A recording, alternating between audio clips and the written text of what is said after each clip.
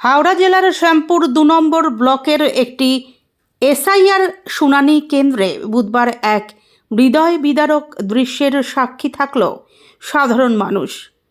শুনানির জন্য দীর্ঘ লাইনে দাঁড়িয়ে থাকা মানুষের ভিড়ের মধ্যেই দেখা যায় ১.৫ মাসের এক দুগ্ধপোষ্য শিশুকে কোলে নিয়ে ঘোরাঘুরি করছেন তার দিদিমা।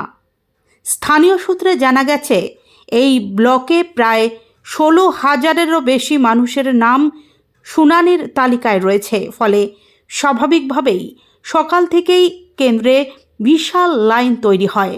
সেই লাইনের মধ্যেই শিশুটির দিদিমা উপস্থিত ছিলেন, কারণ শিশুটির মায়ের হিয়ারিং সংক্রান্ত ডেট আজকের তারিখে নির্ধারিত ছিল।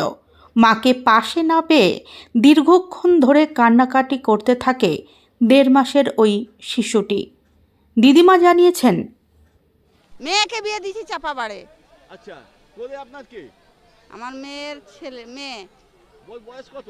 ১.৫ মাস। ১.৫ মাসের বাচ্চা নিয়ে এসেছেন? হ্যাঁ। মা হেয়ারিং এ এসেছে, তার সঙ্গে ১.৫ মাসের বাচ্চা? হ্যাঁ। তো কি বলবেন, হয়রানি হচ্ছে না হচ্ছে না? কষ্ট হচ্ছে। মানে মায়ের জন্য মেয়ে এসেছে। হ্যাঁ। ও মেয়েকে ছাড়িনি একলা, ওই জন্য নিয়ে আসছি।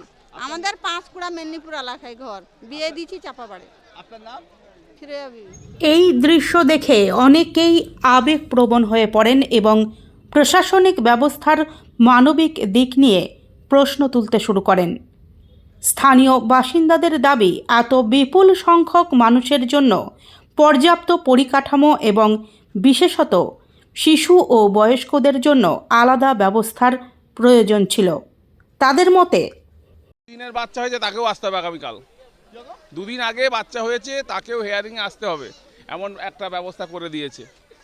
কারণ সশরীরে উপস্থিত হতে হবে। এর থেকে মানুষকে হয়রানির আর কি আছে?